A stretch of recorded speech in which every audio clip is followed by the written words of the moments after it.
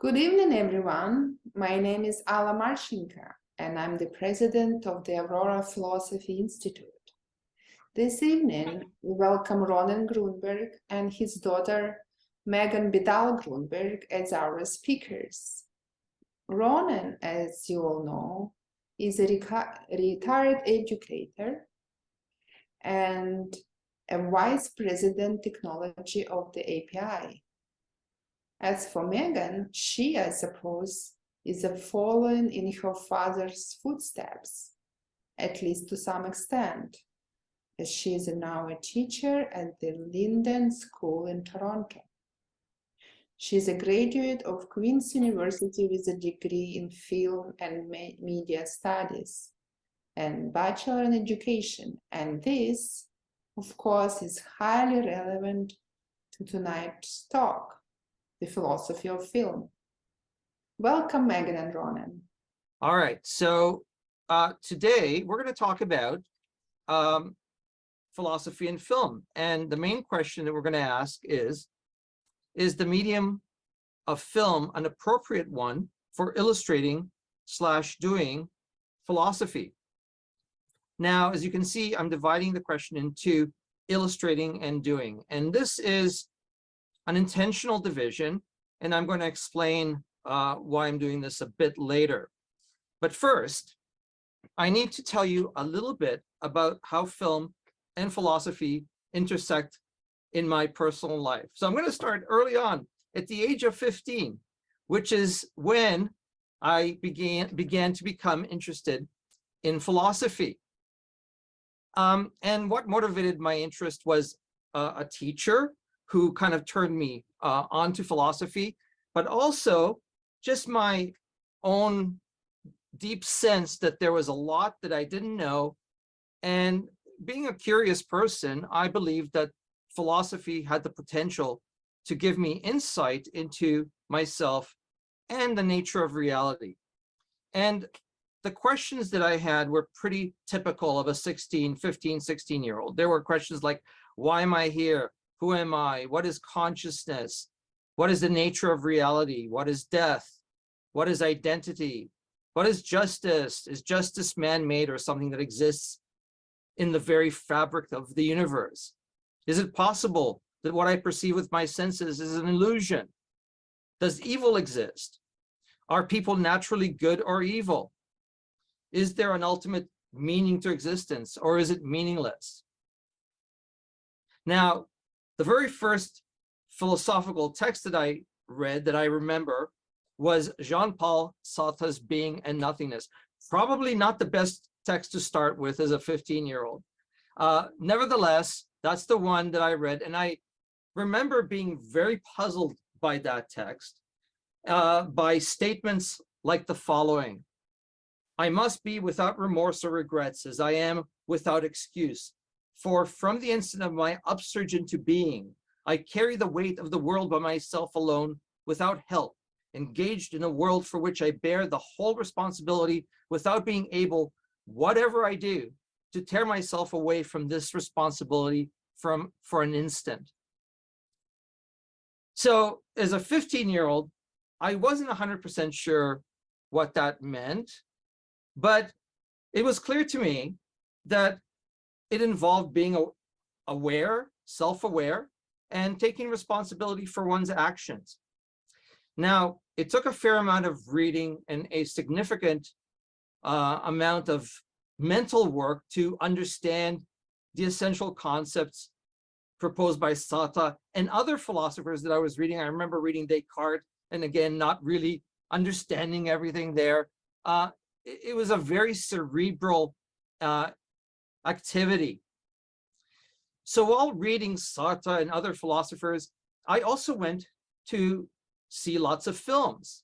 And while I found philosophy difficult and puzzling, films were always a pleasurable experience.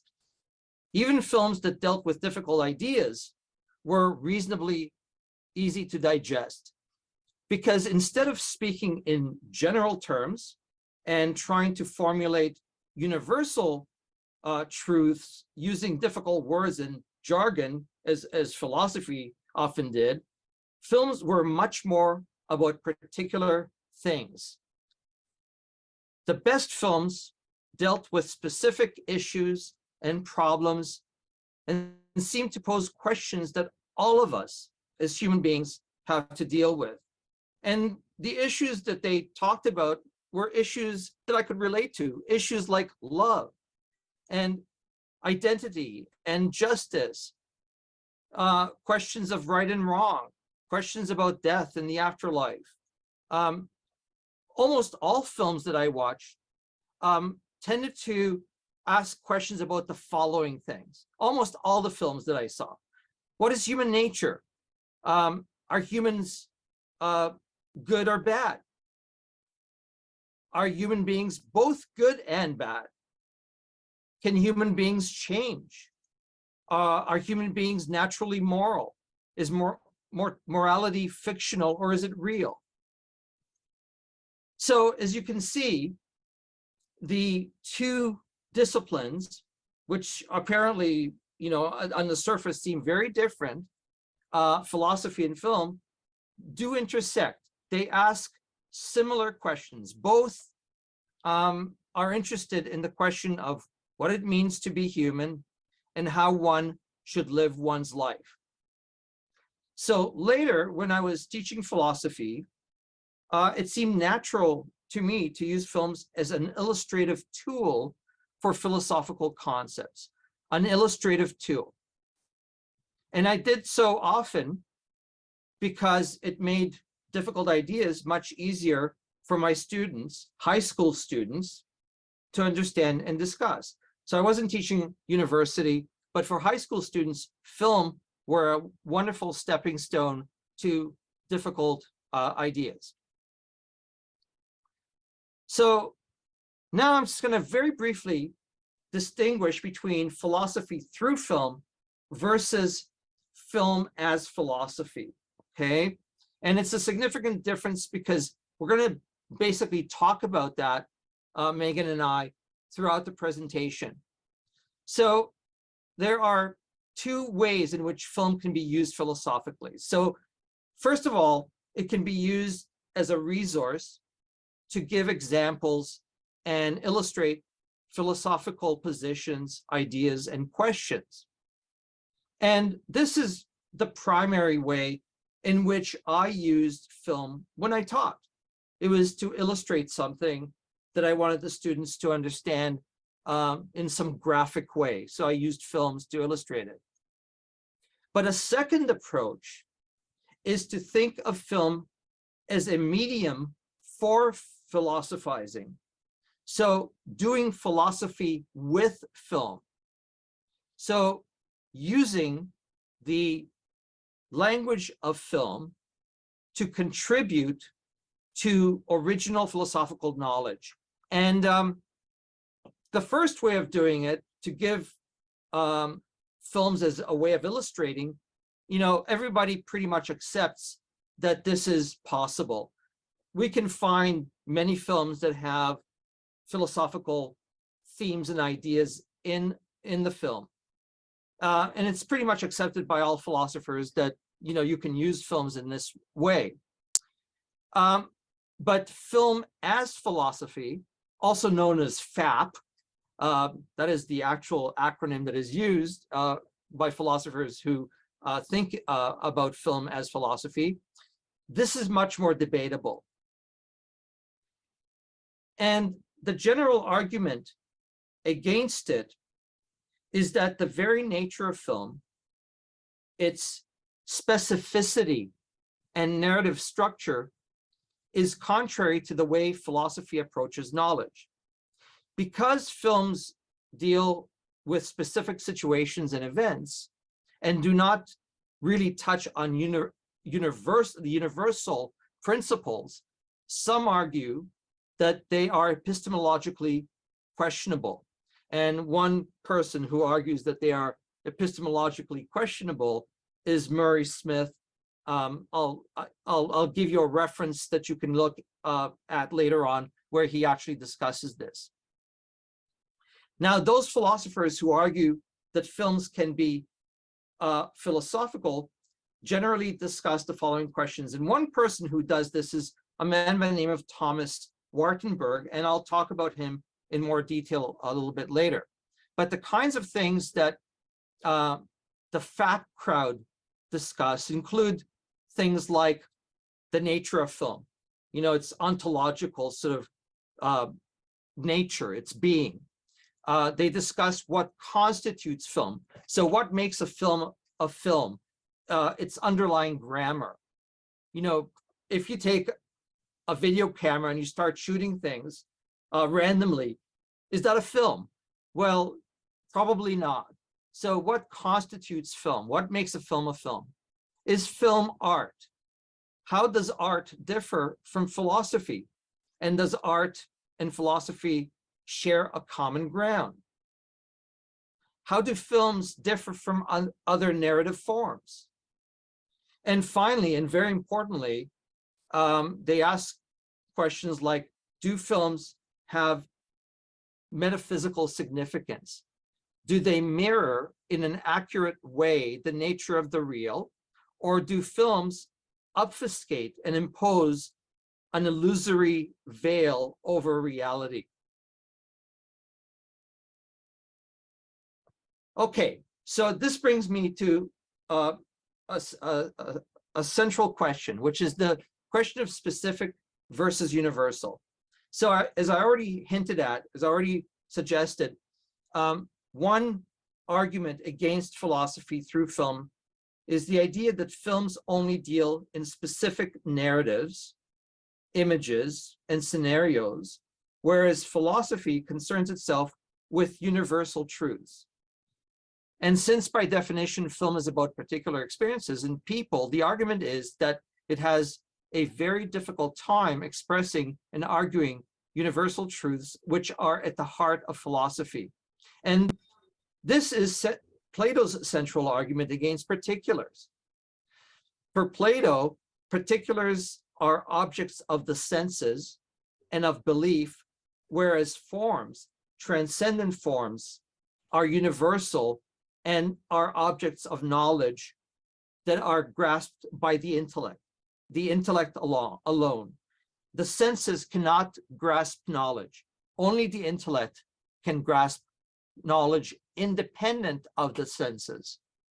And since films deal with particulars and sense experience and don't deal with universals, they cannot give us knowledge.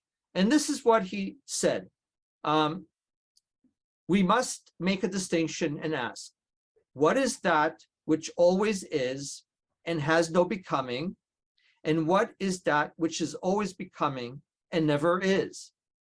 That which is apprehended by intelligence and reason is always in the same state.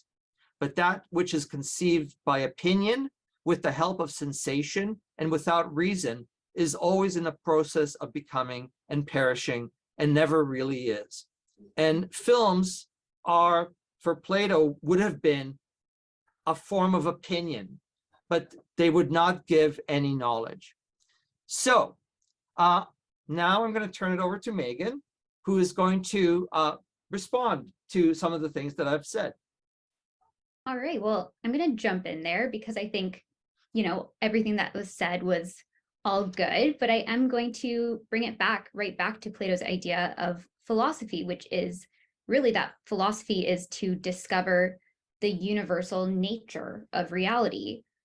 And films, they can really give us a glimpse into very specific people's experience, thoughts, and feelings, whether that be of the filmmaker or the characters portrayed in the film. And through the visual and immersive medium of film, we actually do more than just listen to different perspectives. We momentarily experience that reality. And when we exit the theater and we come back to our own reality, we often reflect on what actually brought us those mirrored emotions.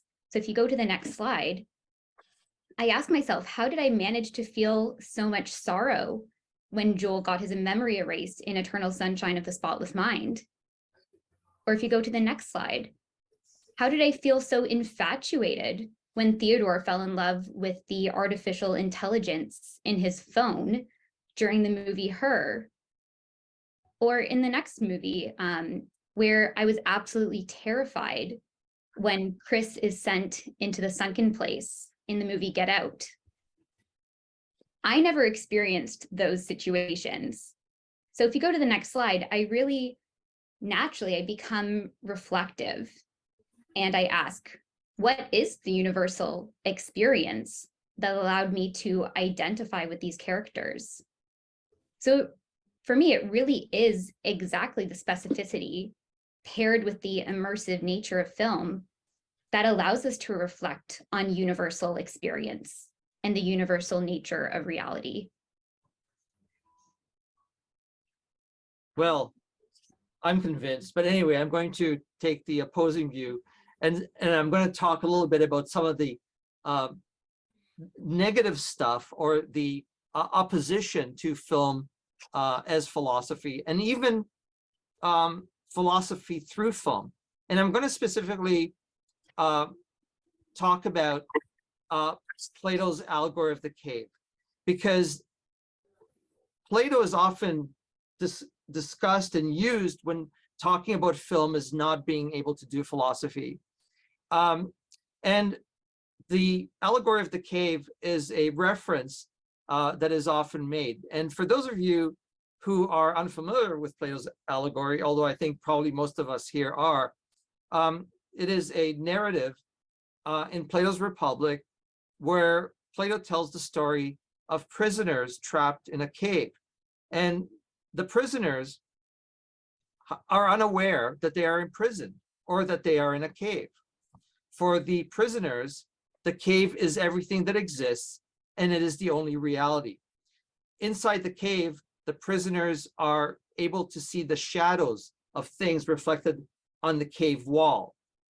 And the prisoners believe that reality is in fact the shadows projected on the wall.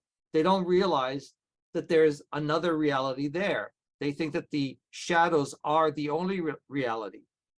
And Plato's essential message there seems to be that visual imagery and representations are inadequate as a source of knowledge, because the prisoners in the cave are being deceived. Even though they think they have knowledge, they actually don't have any knowledge.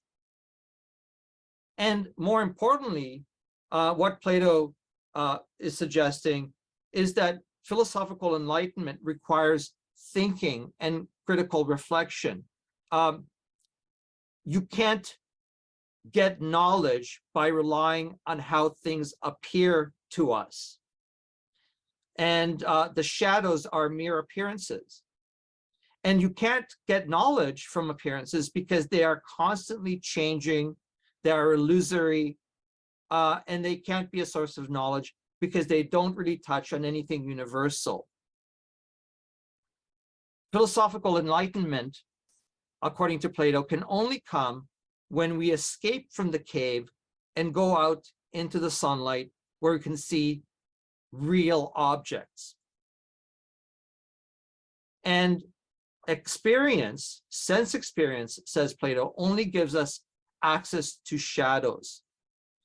To grasp the true nature of reality, which is the proper task of philosophy, we have to break free from dependence on sense experience and use reason alone.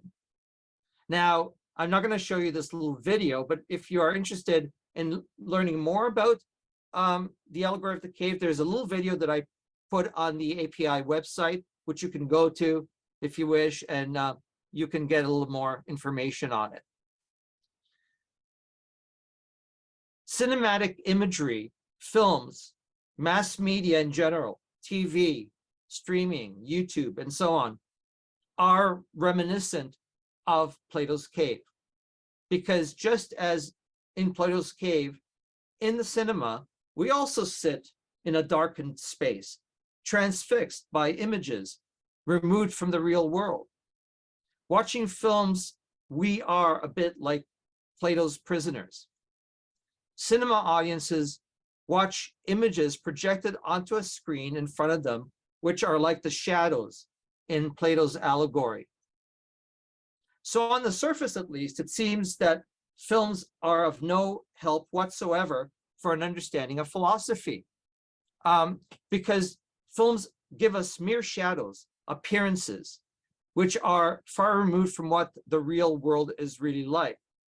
So if the goal of philosophy is to discover the nature of reality, metaphysics, then relying on mere appearances is going to take us away from truth and knowledge, which is epistemology, rather than bring us closer to it. However, and this is a very important however, maybe this complete dismissal of philosophy through film is a bit premature, because it is a total dismissal of film's potential.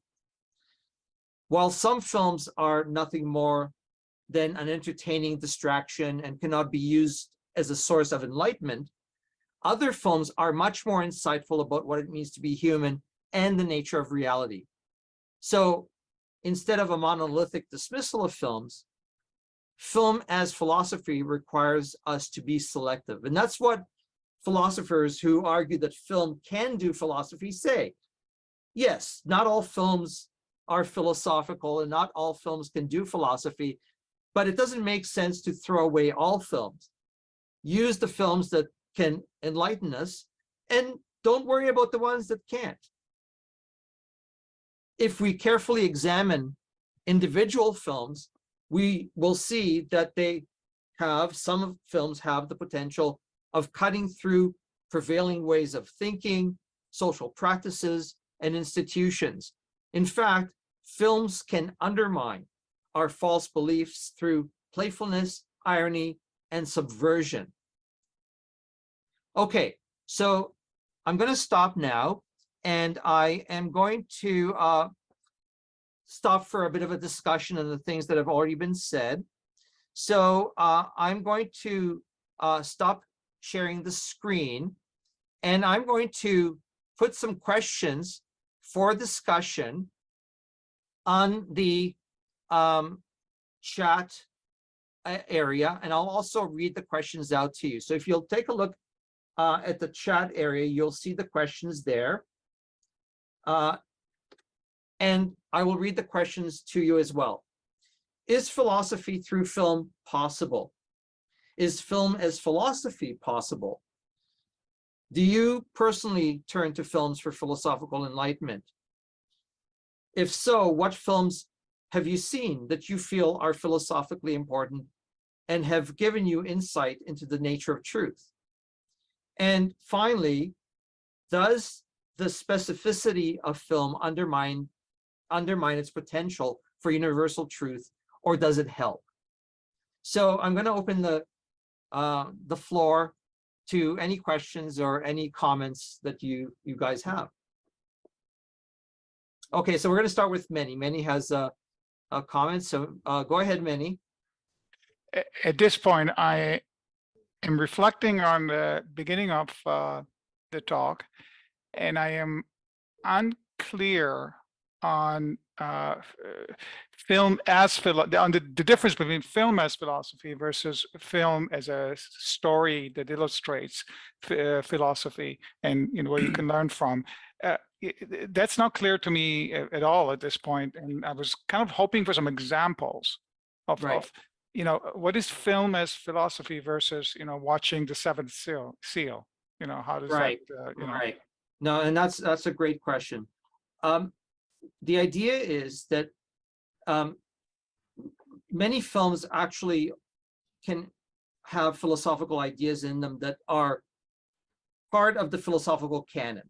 So the film itself didn't really come up with the philosophical idea. It's simply illustrating something that was, discussed by philosophers historically.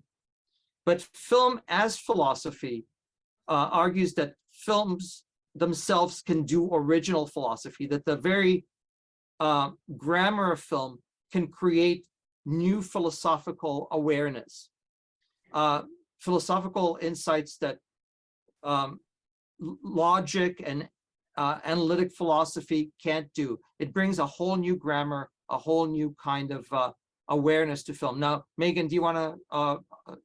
Yeah, I mean, I want to also say that we stopped here just to get in, initial thoughts. And actually our next sections we're going to be going into, we have two films where one of us will be looking at an example where film uses, it's filmed through philosophy, and then I'll be looking at one film as philosophy to give you some concrete examples of what we mean by that and how you could see that difference in what you're watching.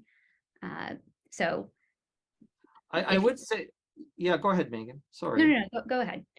I would say, Manny, that it's a good question though, because when I was doing research for this, I came across this notion of film as philosophy, and I kind of asked myself the same question initially, but I understood where they were coming from.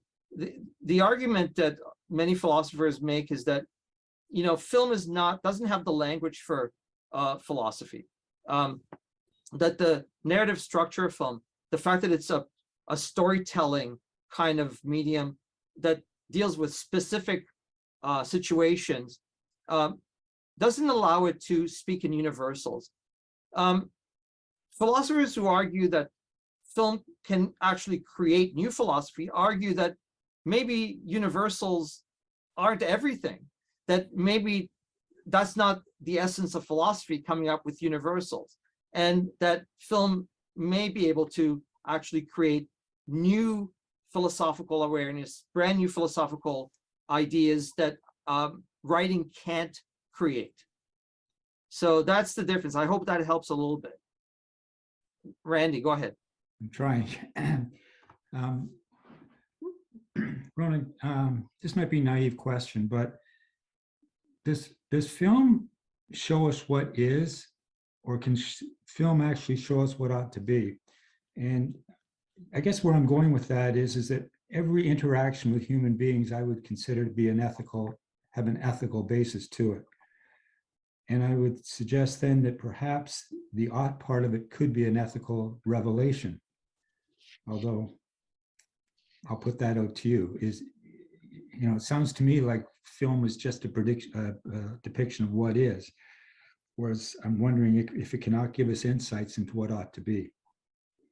Well, first of all, Randy, I'm not sure that film is a depiction of what is, but maybe since I started answering the last question, Meaghan, you can start this time around. I mean, I almost like to think that it could be either or, in the sense that I think depending on the lens you're viewing a film through, I think it can point out some patterns, some things that are happening in our reality right now, just based on patterns that we see in narrative film and the way that they're actually being filmed as well. That being said, I know a lot of people also use film as a way to comment on what they wish to see in the world. So I think depending on where you're coming from on the film, you'll get a very different result. I don't know if I got your question right there, Randy, but if you want to elaborate on what you were looking for. No, I'll let them continue on, but thank you. Sure.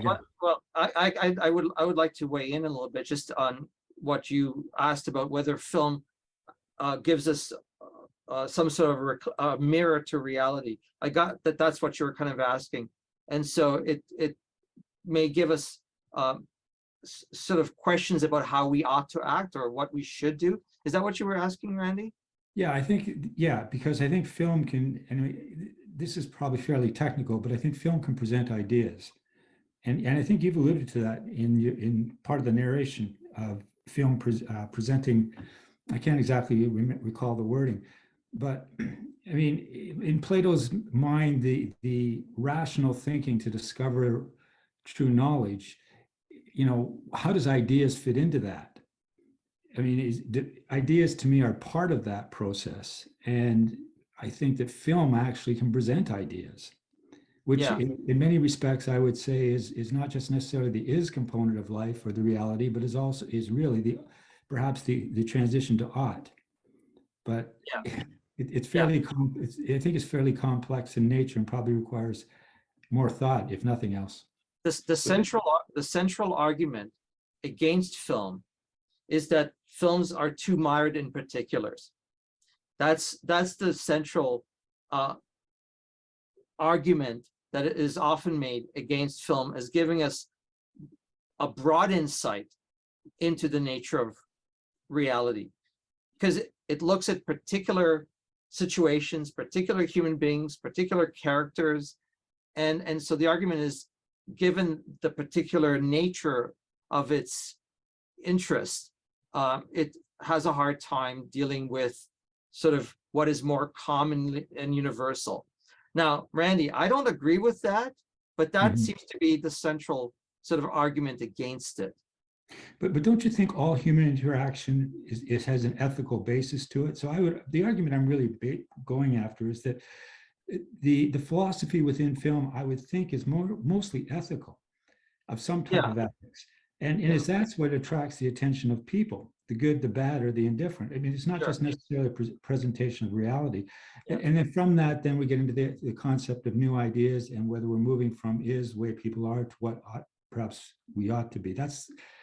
But as I said, I mean, I think I need more time to sort of clarify that thought or think about I'll it. just say one thing and we'll move on, which is that I don't think any philosophers would disagree that films deal with philosophical issues and deal with moral questions and issues. What those who argue that philosophers who argue that film is not philosophical by its nature say it can't give us any original insight about morality or human ethics, because it can't touch on something universal. Whether you agree with that or not, that's another question. But and we can get back to that. But let's go on to Ignacio. Well, thank you. Yes, I think I'm unmuted. Can you hear me? I can hear you. Okay. I arrived late, so I didn't get the beginning, but I don't know if you talked about this, but I think you have to understand that film is an art form. Okay, it is an art form. It is not, it is like music, dance, literature. It is an art form.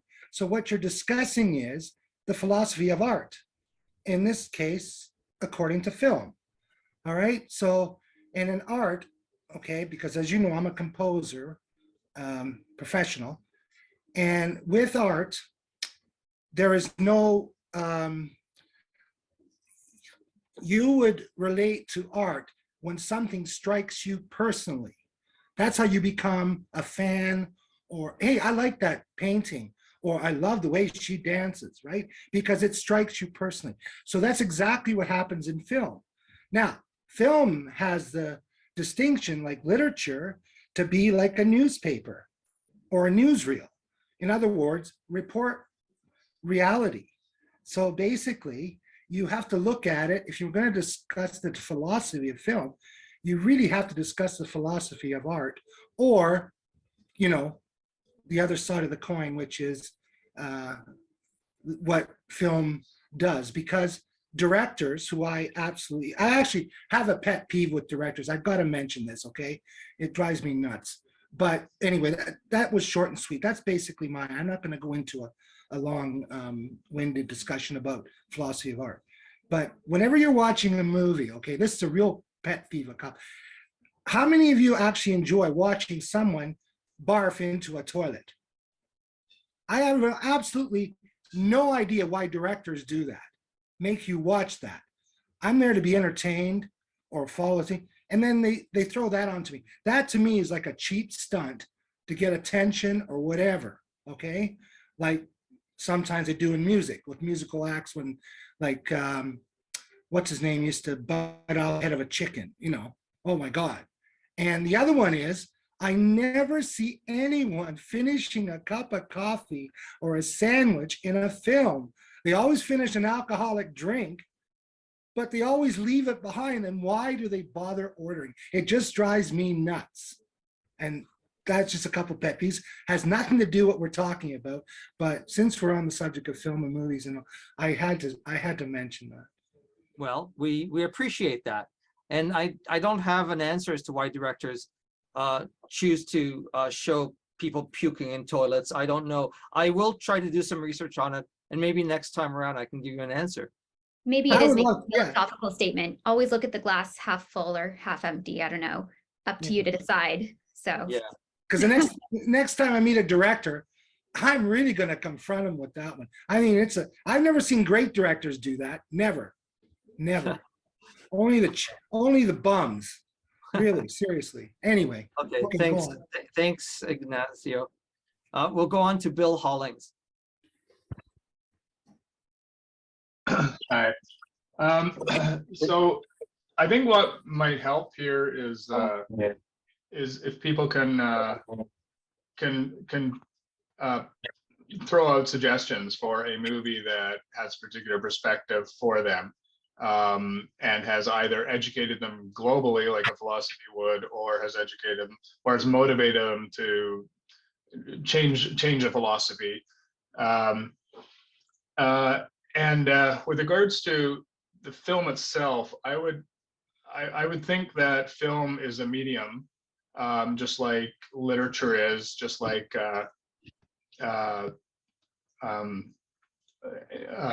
well, really, I mean, any medium. And it can communicate, like literature, it can communicate both emotion and information. Sometimes we make decisions based on emotion, change our perspective on an idea, and sometimes we make we learn something, and it expands our philosophy. Interestingly, we talked about the parable of the cave.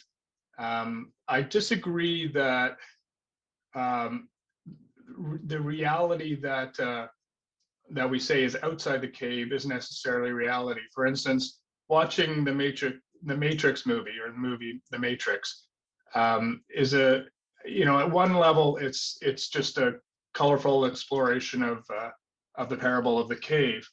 But what it added to me was, like, I read the parable of the cave in high school, and you say, it's very easy to say, oh yeah, they're being fooled, but we're living in reality, and Plato's living in reality. But what the Matrix does is sort of one up that and say, well, how do you know any reality is reality, right? How do we know that what we're living here is real?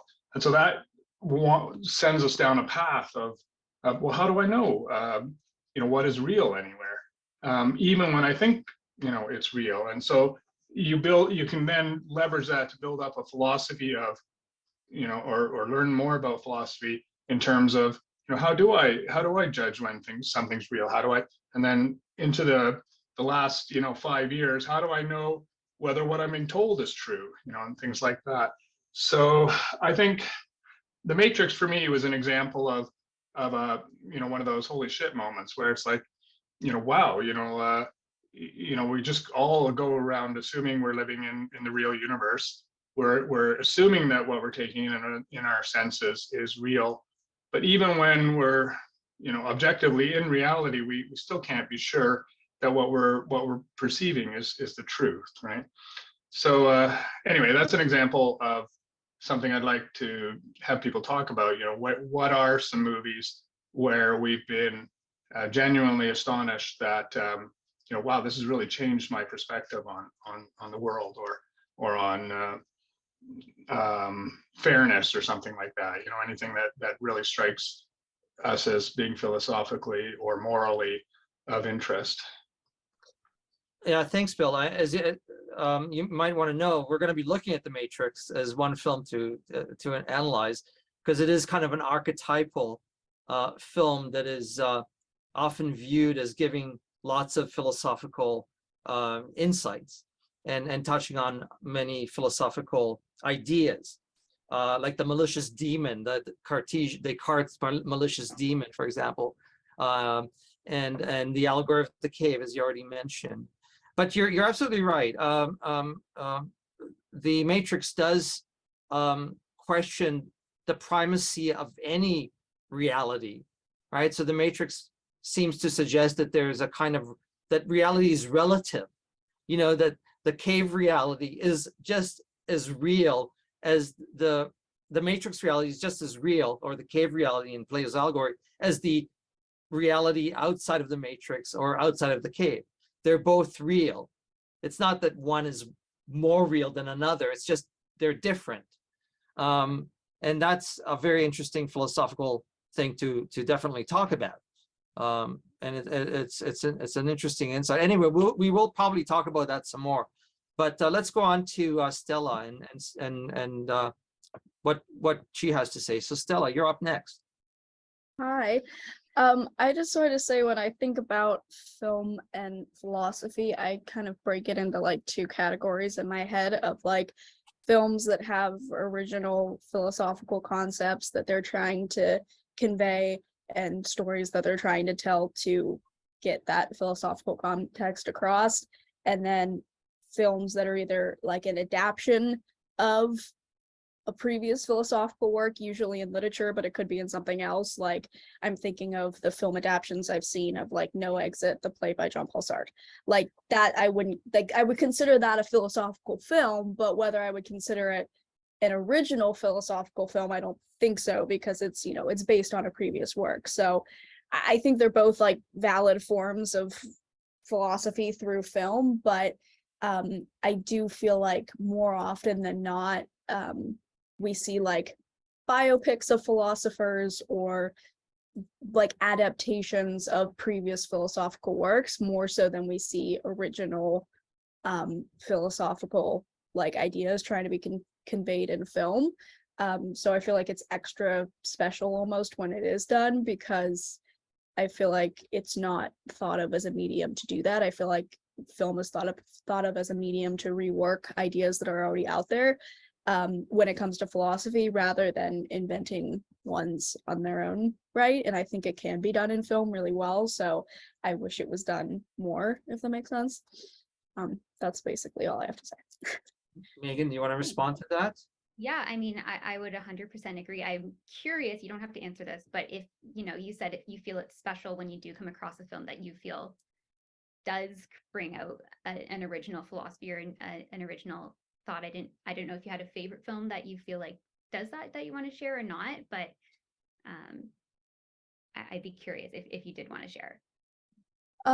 Well, my like favorite go-to film that's like old that I feel like has a lot of original like philosophical like concepts and questions that it poses is M, directed by Fritz Lang, and also like The Cabinet of Dr. Caligari. And then newer ones, I'm thinking of like Waking Life. I think it was from like 2001 or 2002, early 2000s. I know it's not super new, but it's a hell of a lot newer than films from the 20s or the 30s. Those are like what comes to mind that I can think of off the top of my head. And that's interesting because all of those films, at least for me, I think about Fritz Lang films, which are pretty, you know, original in the way that they were created at the time. I think the actual medium of film itself was being used in different ways by that director, as well as Waking Life with the rotoscoping technology that was being used for that film as well. And so one thing that we're going to keep talking about, which I'm going to get to in a little bit, is just, you know, the actual medium of film itself and how the visual nature of it and the way that you can play with all these different aspects of it actually lends itself to certain original philosophical concepts too, because you have this different medium to actually do philosophy through, as opposed to just the written word, which is, you know, an amazing way and the original way to do philosophy, or through the spoken word. But adding that layer of the visual component, I feel like it allows directors and people to comment on or make new philosophies in a different way. And I don't know if you agree with that, but hopefully when we talk a bit more, maybe you would agree. Meaghan, can you just qualify what you mean by original philosophy in film? Like, as opposed to communicate, as opposed to say driving home an idea you may or may not be aware of already?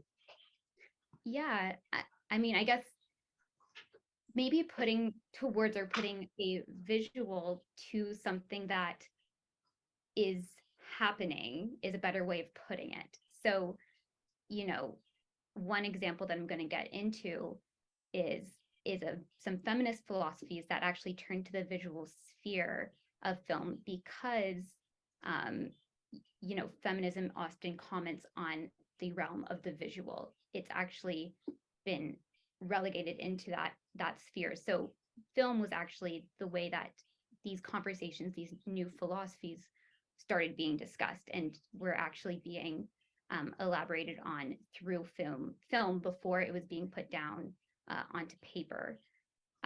So that's kind of an example that I'm going to be speaking on a little bit more. And so I'll be curious when, after I maybe give the example to make it a little bit more concrete, if maybe you have examples of films that you think could do the same, or even different streams of philosophy that you think lend themselves to film as a way to discuss them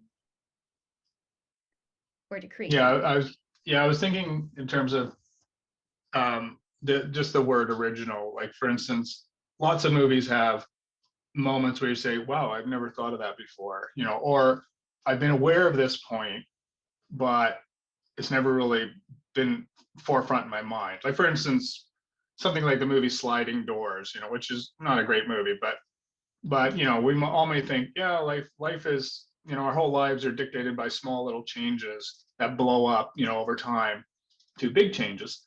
And, a split second matters. So we're all kind of generally aware of that, but a movie like that kind of just drives the point home. May very well change our philosophy on our personal philosophy on, how should I live my life, or something like that. Right?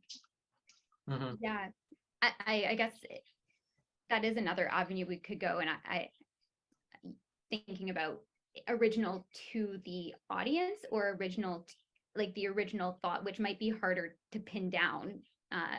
And so, because so many thoughts have been thought of, some of them have not been maybe fully discussed or put into the academic sphere or into the film world. So, getting down to the nitty-gritty of what's original could be challenging and an interesting route to go down as well. But for me, during this discussion, when I talk a bit more about film as philosophy, I'm thinking about what has not been put down on paper and said in the written word or the spoken word, or put into academia. And it's kind of really actually getting some footwork done directly in film. Like, that's where it is getting momentum and getting discussed. So that's where I'm focusing on, and what I mean by original in this discussion, at least. Thanks, Meaghan. Rick, you're next. Actually, if we're going to discuss philosophy and movies, I think you can't avoid one of the greatest movies of all time, but one of the greatest directors of all time, Stanley Kubrick's Clockwork Orange. Mm-hmm. That's a very, very intensely philosophical movie from start to finish. Whether it solves the questions or not, I can't tell you, but it sure raises a lot. Sure. I mean, it's been a while since I've seen A Clockwork Orange. A Clockwork Orange, of course, was based on a book. So it was a written text at first. So it does raise some interesting questions, but it's not original philosophy as film, because it was kind of a rendition of a text. But you're right. I mean, it does raise some amazing philosophical questions about control and the government and so on and so forth. Actually, Anthony Burgess hated the movie. Oh, did he? From his book, because he said Kubrick got all the stuff completely wrong. Right. I think Kubrick took it as a source and made it his own. Yeah, that's interesting. I do remember seeing it as a young person, a kid, and being totally mystified by that film. Watch it again. Yeah. It disturbed me. I left it feeling extremely disturbed. Can I just say one quick thing, please? Yeah. Rick, you just committed the cardinal sin of art. Okay, art is like food. Everyone has their favorite food, as in everyone has their favorite director, movie, just because you can't really call them the greatest movie or the greatest director. According to who? Who's the judge? And that's the big dilemma in today's business of art. I mean, they have these award shows, all the art publicity stunts to get more sales for their artists. So just be aware of that. When something strikes you, it's for you. But I could look at it and say, that's garbage. I don't like it. Okay. Art is very subjective. It's like food. Always remember that. That's all I'm going to say. I would say, Ignacio, that you're right. I mean, often the films that win the awards are not original films, because original is often anathema to Hollywood. They can't understand it. What tends to do very well are films that fit a particular genre or way of film, of making a film in Hollywood. Yeah. And so, you know, originality is not really the key to be given an award.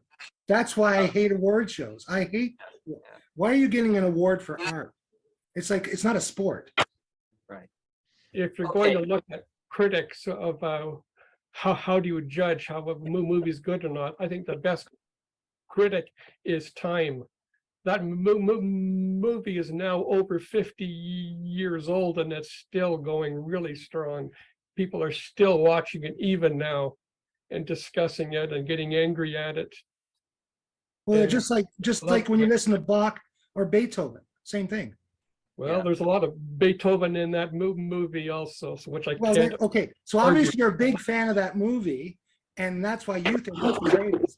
Okay, I think that is a different discussion though. So Yeah. let's move on to Howard. Howard, finally, the floor is yours.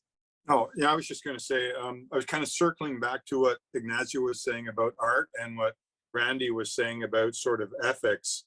And I was thinking about Aristotle's Poetics, thinking about the classics, and what he says about the fundamentals of storytelling, and that it's both a mimetic, that it does reveal some aspect of who we are as human beings, and that it engages us and raises a fear and pity, and then purges those through our identification with characters. So I think empathy is a fundamental ethical component of aesthetic theory or of storytelling, and a intersection of storytelling and philosophy, empathy and art. I mean, music is a completely different form of aesthetic, and I can't remember who said all art aspires to the condition of music, and I think that that may have been just a statement about kind of liberation and full immersion. I'm thinking too about the specifics of film as a visual medium in which that's more fully immersive than let's say print or even theater with the distractions of the audience. So I'm interested in what Meaghan will say about the particular aesthetics of film as a medium as opposed to other forms of storytelling. But yeah, I think that the content point for me, as far as philosophy, there's metaphysical stuff like the Matrix, but I think for me it's fundamentally an exercise in empathy and ethical broadening. That's how I sort of approach film, and emotional broadening too. I mean, empathy involves stepping out of one's own experience and trying to imagine oneself as someone else, and so that's an emotional, psychological broadening. But it's also, I think, a fundamental precondition of an ethics that's not an intellectual exercise, but a more fully humanistic ethics. Mm-hmm. Meaghan, you want to reply to that? Yeah, I mean, I think you said a lot of really interesting things there that I would like to comment on. I don't have something direct to say that. I think I need to process everything you said there for a moment, honestly.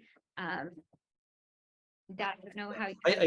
I think that like for me, Howard, I think you're absolutely right. I mean, films essentially bring philosophical concepts down to earth and humanize them. So, you know, they create a human relevant, human relevant examples of what is often articulated in very abstract ways in philosophical texts. You know, and so the power of film is to take some of those ideas and to give us specific examples of how human beings move through the world with these kind of philosophical issues and problems that they need to process. And the Matrix does that as well. You know, it does it in a very aesthetic, artistic, fun way. And fun is important. You know, knowledge doesn't have to be difficult. You know, if a filmmaker can bring really deep ideas down to earth and make us connect with them, but by making the ideas fun to sort of digest, that's a good thing. And that's exactly what I felt when I was first starting to read philosophy as a young kid. You know, I would go to movies, and they would talk about the same things as I was reading in philosophy texts, but they would do it in such a way that I found easy to digest. It was fun to watch. Is that what you're talking about, Howard? That kind of thing? Yeah, it is. But I mean, there's also a tension between sort of pleasure and challenge. So if something too formulaic or too pleasurable, then it's not as engaging. But also if it's too didactic, if it's too heavy-handed in its message, not pleasurable enough, or too heavy-handed didacticness in narrative film can pull us away from the emotional content, or pull us away from involvement. So I think it's a kind of balance between pleasure and challenge in some ways, and messaging. Again, too much didacticism and we back off. We go, I feel I'm being lectured at. So, yeah. But the pleasure is important, but also substance too. If there's not enough substance and not enough challenge, then, I mean, Austin Powers, you can love the movie, but it's there and gone. It's not something I'm going to be thinking about for decades or something. Totally. I mean, I've had discussions with people, you know, and I've asked myself the question, like, what distinguishes a good film from, you know, just a fun film? Well, like a film that really is I mean, all films have characters, all films have dialogue, all films use film, and they have cuts and close-ups and medium shots. They all use the same basic text, but some stand out, and others can just, you know, you process them, you enjoy them, and then you forget them. And what's the difference? Anyway, these are great questions. Many. Sorry, Meaghan. Oh no, I was just going to say that it brings up lots of other questions that are related to art as well, saying, you know, what is the purpose of film? What is the purpose of art? Like, I think they're interchangeable to some extent, you know, bringing up those questions that, you know, you probably get many different answers to, in terms of when you're asking, you know, what is the purpose of film? Maybe it's different for different films. Maybe you'd probably ask different directors and get 100 different responses. Sure. So. Yeah, no, for sure. Many. Your turn. Yeah, so I'm observing, and I'm trying to extract some universal truths from the discussion, and I'm still working on it. But I'm sorry, I'm still stuck at the beginning. Going back to the beginning, right? I think film is just a method of storytelling, all kinds of ways to tell stories. 100 years ago, it wasn't film, it was a play, right? And before that, it was something else. You know, humans always told stories, and we always deal in the very specific and the very real and the very now, right? Except, you know, philosophers try to extract some universal truths, right? And, you know, whether a film presents, and films are great at presenting philosophical ideas. Some of my favorite films are absolutely about those ideas. You know, if a film presents an original idea versus presenting an idea that was presented before, I don't think that makes really a difference. It still doesn't make it philosophy as art, or film as art, or I still don't see the distinction. What I do see the distinction is, I see the tension is, it's always a tension between the specifics and the stories and the examples, which I'm very thankful for because I couldn't live in the abstract world. And then the meaning that we try to extract and from that so that we can have some universal principles to live by. I think that's the main tension. And I don't think it's either or. I think it's got to be both. Yeah. No, I actually don't disagree with you, Manny. I think that the question, your original question about film as philosophy and philosophy through film, it's a difficult thing to distinguish because, yeah, there are lots of films that have philosophy in them. Lots of films that, have philosophy, but is there such a thing as an original film that has an original philosophy? I mean, I don't know. Maybe Meaghan's going to argue that there is. And I don't see the difference. Like Right. I can grasp the difference. If a film Okay. presents a new philosophical idea, it's still a film dealing in the particulars. There's no way to abstract the philosophical idea, right, in a film. I think one of the questions that those who oppose film as philosophy is the notion, or it's the problem of using logic, rationality, reasoning, creating an argument using the language of film. Their position is that films don't do this. The narrative of film doesn't argue. It doesn't present logic. It doesn't, use rational sort of discourse. It's a different kind of language. The language of philosophy tries to show how certain logic is bad logic, false logic. It leads to bad conclusions. But the language of film doesn't do that. And so the question that they have is, well, can film do original philosophy where we're getting closer to what the truth is? I would need to see an example of that argument because to me, I hear what you're saying very clearly, but I don't see it. Because to me, if I wanted to present a logical argument, I could present it with my hands. I can write it on a board. I can write it on with words, or I can present it in film. What's the difference? Right. Well, the problem is that the argument that those who are against film as philosophy is that they say, given that we have words, given that we can use the analytical process in philosophy, why bother with film, which isn't really geared to that? It's like film tells stories, and words are used to formulate logical sort of arguments. But the language of film is not the same language as philosophy. So why bother using film to do philosophy? Now, having said that, I don't agree with that because I'm a proponent of philosophy through film and film as philosophy. And even if you don't see the distinction, and there may not be one, I mean, I'm kind of following your problem, and I see where you're coming from. But I do understand the argument that's made by some philosophers who say, well, film is film and philosophy is philosophy, and you're kind of reducing the philosophy if you present it in film because you can't possibly present it in its full glory. You can only do that using words. Yeah, I hear you. That does present some clarity into the argument. Thank you. Yes, you're welcome.